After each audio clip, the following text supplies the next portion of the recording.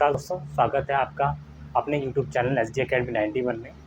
हमने अभी तक 2 क्लासेस ले चुके हैं। पहले क्लास में हमने सिलेबस के बारे में डिस्कस किया था, आपके ज्योग्राफी सिलेबस की फर्स्ट ग्रेड एग्ज़ाम की। सेकंड जो हमारा लेक्चर था उसके अंदर हमने उसका पहला topic internal structure of the earth, आंतरिक संरचना, पृथ्वी की आंतरिक संरचना के बारे में हमने डिस्कस कर लिया था। आज हम जो डिस्कस करने वाले हैं वो डिस्कस करने वाले हैं हम चट्टानों के बारे में, रॉक्स के बारे में हम डिस्कस करने वाले हैं। हमारा टॉपिक है आज का चट्टानें।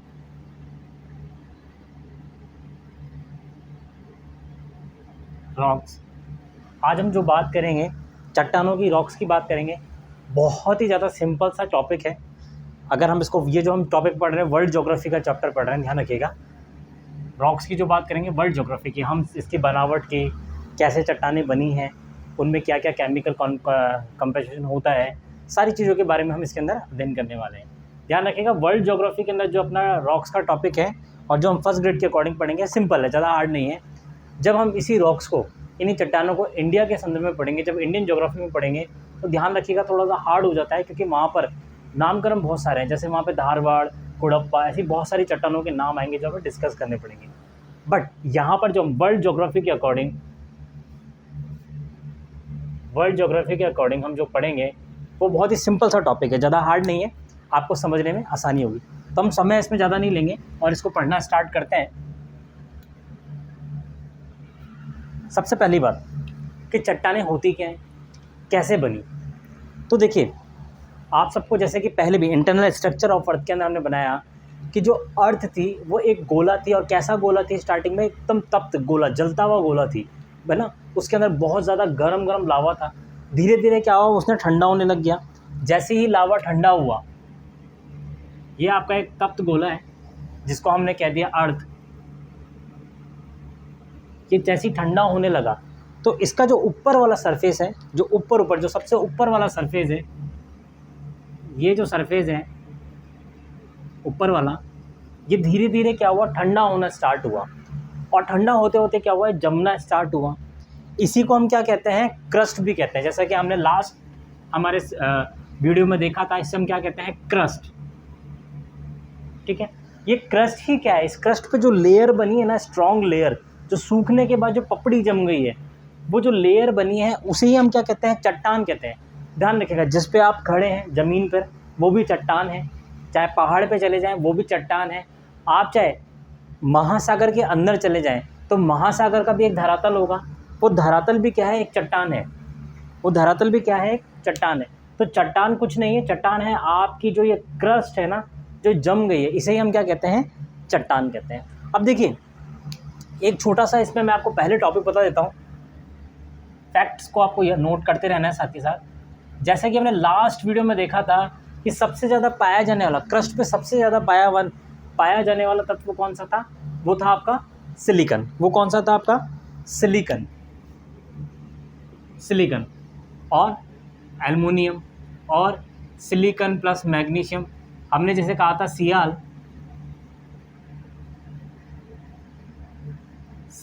और सीमा, हमने यही कहा था।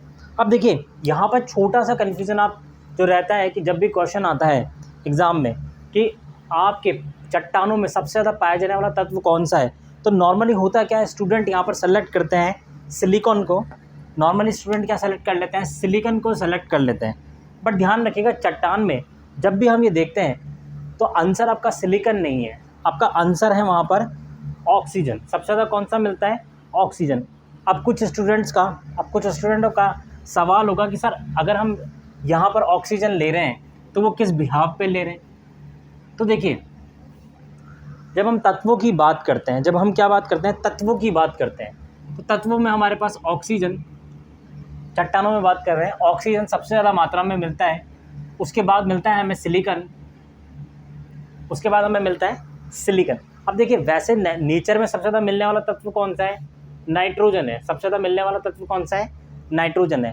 बट हम यहाँ पे जो चट्टानों में मिलता है वो सबसे ज़्यादा मिलता है आपका ऑक्सीजन। और मिलता कितना है, वो मिलता है आपका 42 से लेके 46% तक, 42 से लेके 46% तक आपका ऑक्सीजन मिलता है। किसके अंदर, चट्टानों के अंदर। दूसरा मिलता है आपका 27% सिलिकॉन, 27% आपको मिलता है सिलिकॉन। उसके बाद अगर हम बात करें एल्युमिनियम आता है, और एल्युमिनियम आता है आपका 8%।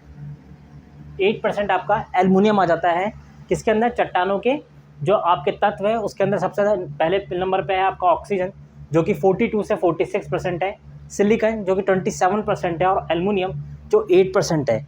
उसके बाद जो आता है, उसके बाद आता है आपका फेरियस।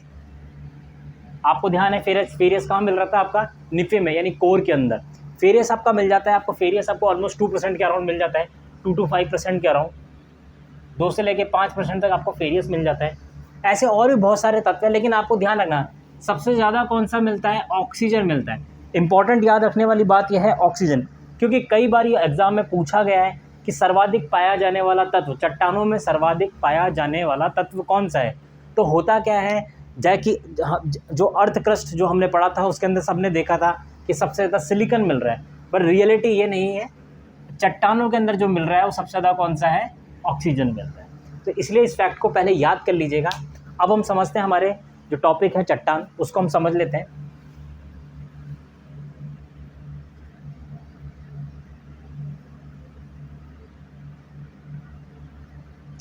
अब देखिए चट्टानों को नॉर्मली हमने कितने चट्टानें बनी किससे हैं, चट्टानें आपकी बनी है खनिजों से। चट्टानें बनी किससे, खनिजों से। चट्टानों का निर्माण हुआ है खनिजों से। और ये खनिज किससे बने, ये खनिज बने हैं आपके तत्वों से। ये खनिज किससे बने हैं, तत्वों से। और ये तत्व कौन से हैं, वही ऑक्सीजन, सिलिकॉन, एल्युमिनियम, फेरियस, इन सभी तत्वों से क्या हुआ, इन खनिजों का निर्माण हुआ है। और इन खनिजों से किसका निर्माण हुआ है, चट्टानों का। इन खनिजों से निर्माण किसका हुआ है, चट्टानों का निर्माण हुआ है। अब इन चट्टानों को भी 3 रूप से वर्गीकृत किया गया है। इन चट्टानों के जो वर्गीकरण है वो भी 3 रूप से किया गया है। वो 3 रूप से कौन कौन से हैं देख लीजिए।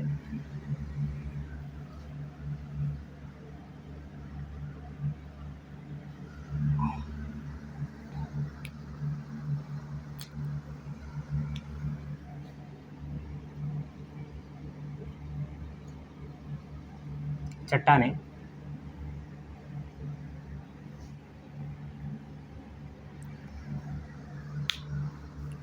पहला है आपका अवसादी चट्टानें, समझो आग्नेय चट्टानें। सबसे पहला है आपका आग्नेय चट्टानें।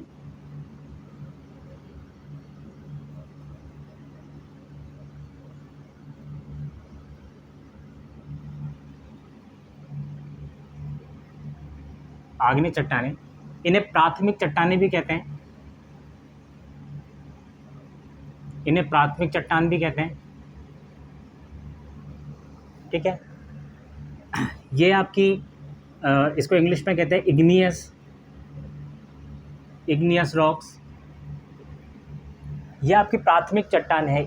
जो लावा आपका ठंडा हुआ जमा, वो आग्नेय चट्टान, जो जमा और जो चट्टानें बनी वो आग्नेय चट्टानें हैं, इग्नियस। नाम से ही अगर आप देखेंगे, आग्नेय, आँख से बनी हुई, इग्नियस जिसमें तप्त हो, है ना। ये कौन सी है, इग्नियस चट्टानें हैं, जो किससे बनी है, आपकी गर्म तप्त लावे के सूखने पे, ठंडे होने पर ऊपर जो पपड़ी जमी, वो कौन सी है, आग्नेय चट्टानें हैं।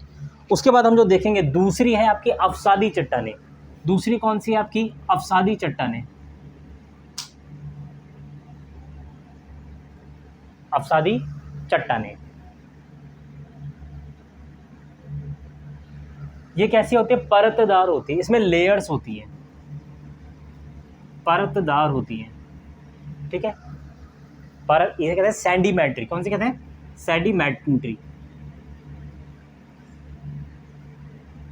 Sedimentary rocks. अब देखिए एक यहाँ पे नोट किएगा,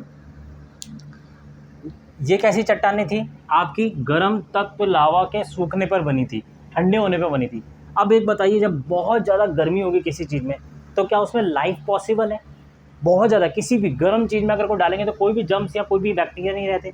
तो ध्यान रखिएगा, जो ये आपकी आग्नेय चट्टानें हैं, इसके अंदर कोई भी जीवाश्म नहीं मिला, कोई भी जीवाश्म नहीं मिला या जीवाश्म नहीं प्राप्त हुआ। यानी यहाँ पे जीवन की कोई भी संभावना यहाँ पे नहीं मिल पाई। यानी पृथ्वी का जो प्रारंभिक काल था जब पृथ्वी गोला थी, गर्म, धीरे धीरे जब ठंडी हुई, जब तक यहाँ पे जीवाश्म के कोई भी सुराग नहीं थे, ठीक है। उसके बाद क्या हुआ, अवसादी चट्टानों का क्या हुआ, निर्माण होने लगा। अवसादी चट्टानों का क्या हुआ, निर्माण होने लगा। और सबसे अवसादी चट्टानों में जो क्या होती है, इनसे बनी है, ध्यान रखिएगा, तो इनसे बनी है। पहले हम तीसरी चट्टान का नाम एक बार देख लेते हैं। आपकी तीसरी चट्टान का जो नाम है वो है रूपांतरित चट्टानें। रूपांतरित चट्टानें, इन्हें कायांतरित भी कहते हैं, इन्हें कायांतरित चट्टानें भी कहते हैं, ठीक है। मेटामॉर्फिक रॉक्स कहलाती है ये, मेटामॉर्फिक रॉक्स।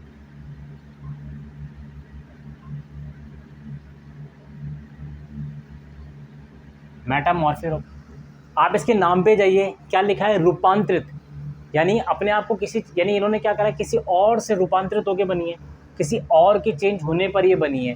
कायांतरित, जिनकी काया चेंज हो जाती है ना, काया समझते हैं ना, मतलब जिनका पूरा का शरीर चेंज हो जाए, तो ये कायांतरित चट्टान है।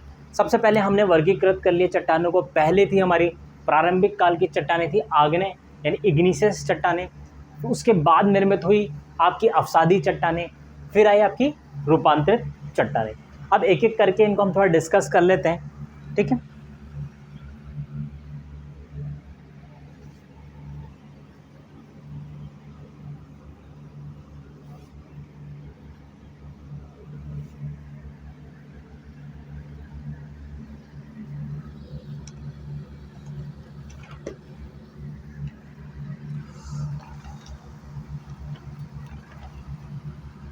तो देखिए, सबसे पहले हम देखते हैं आग्नेय चट्टानों को।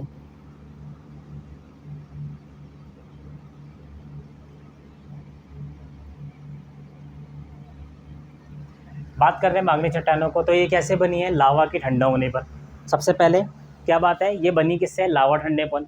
इसमें जीवाश्म की कोई भी उपस्थिति नहीं, क्योंकि गर्म थी। ये भी क्या होती है, दो टाइप की होती है, एक होती है आपकी अम्लीय, एक होती है अम्लीय, और एक होती है ये क्षारीय। एक होती है अम्लीय और एक होती है क्षारीय।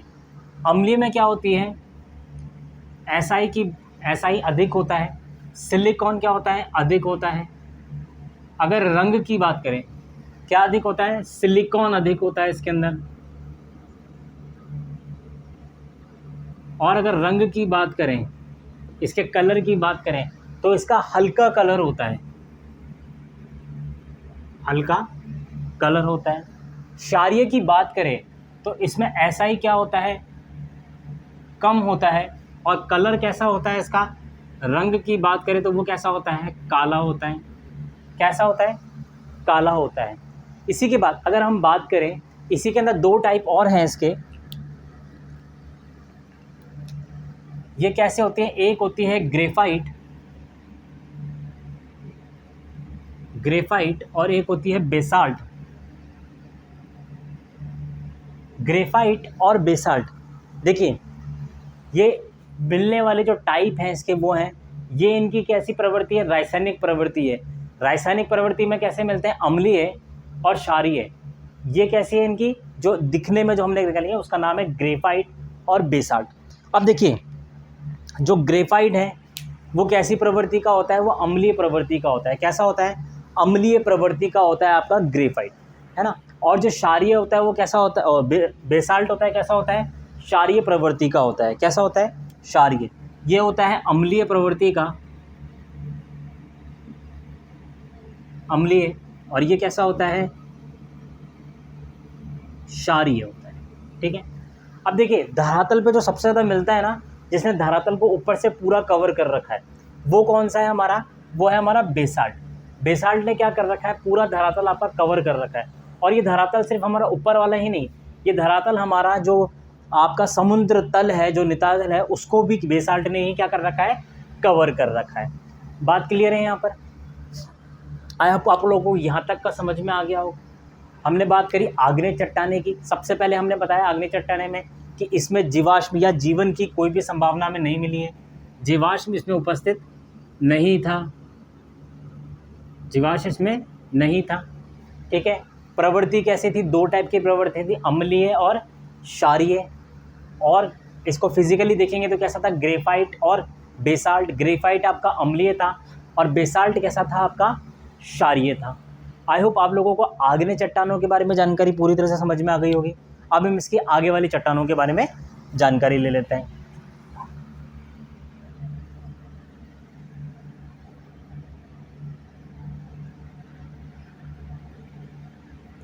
अब इसका जो दूसरा टाइप है चट्टान का वो है अवसादी चट्टानी।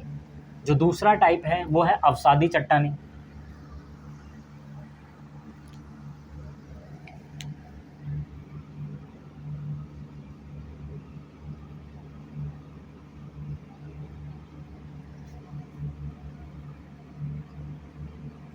अवसादी चट्टानी, इसको द्वितीयक चट्टानी भी कहते हैं और परतदार चट्टान भी कहते हैं, परतदार चट्टान। अब देखिए ये चट्टानों को परतदार क्यों कहा गया है, किस लिए कहा गया है, ये समझने वाली बात है। देखिए जो आपकी अवसादी चट्टानें हैं वो क्या हुआ, अपरदन और अपक्षय के कारण क्या हुई हैं, डेवलप हुई है। अपरदन और अपक्षय क्या होता है, आपका इरोजन। ये चट्टानें जो आपकी आग्नेय चट्टानें थी वो इतने समय में धीरे धीरे समय में क्या हुआ, धूप, आपके दबाव, प्रेशर, एयर, वाटर, इन सब के कारण क्या हुआ, धीरे धीरे कटती चली गई। उनका क्या होने लग गया, इरोजन होने लगा और वो कहीं और जाके जमने लग गई।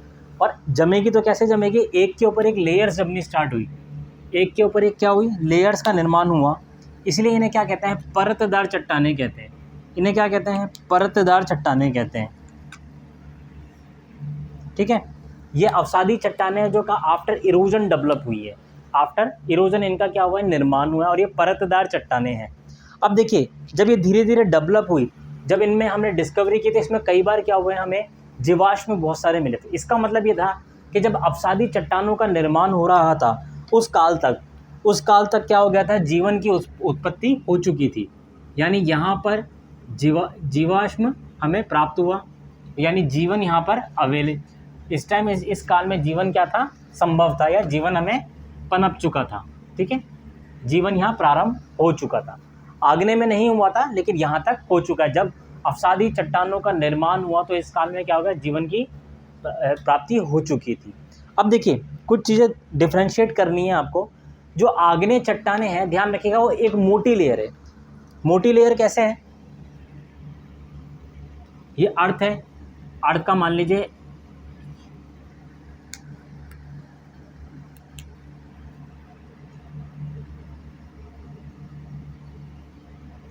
ये क्या है, जो मैंने आपको रेडिश में पार्ट किया, ये है क्रस्ट। ये क्या है आपका, क्रस्ट। ये क्रस्ट धीरे धीरे जमा होके स्ट्रांग होके ठंडा होने के बाद मोटी परत बना दिया। अब ये जो परत है ना, एक सिंगल परत थी, एक सिंगल ही चट्टान थी। तो जब इसमें भूकंप आएगा, तो जब ये टूट रही, भूकंप आने से क्या होगा, पूरी तरह से क्रैक हो जाएगी, एकदम से टूट जाएगी। तो यहाँ पर भूकंप आने का और भूकंप से बहुत ज़्यादा नुकसान होने का चांसेस था। यानी हम ये कह सकते हैं जो आग्नेय चट्टानें थी उसमें भूकंप से ज़्यादा नुकसान होने की संभावना थी। लेकिन अवसादी चट्टानें कैसी है, प्लेट्स के रूप में, काफ़ी बहुत सारी प्लेट्स हैं इसके अंदर।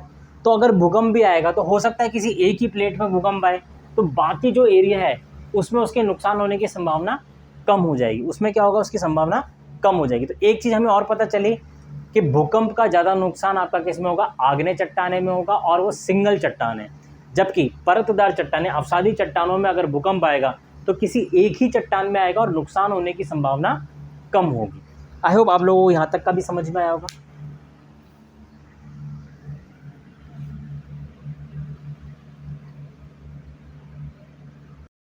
आपने अभी तक दो हमने देखी, हमारे आपका आग्नेय चट्टानें और अवसादी चट्टानें देख लिए हैं। अब हमारा आखिरी चट्टानें हैं कायांतरित चट्टानें, और देख लेते हैं। तो कायांतरित, जैसे कि नाम से ये क्लियर हो रहा है, कायांतरित है ना, रूपांतरित और कायांतरित इसका नाम है। ये क्या कर रहे हैं, किसी दूसरे से चेंज होके बन रहे हैं। दूसरे से कौन से, आग्नेय चट्टानें या फिर अवसादी चट्टानों का ही परिवर्तित रूप है। उनका क्या हुआ, अपक्षय और अपरदन होने के बाद जो निर्माण हुआ, वो चट्टानें जो निर्मित हुई उन्हें हमने कायांतरित चट्टानें कह दिया।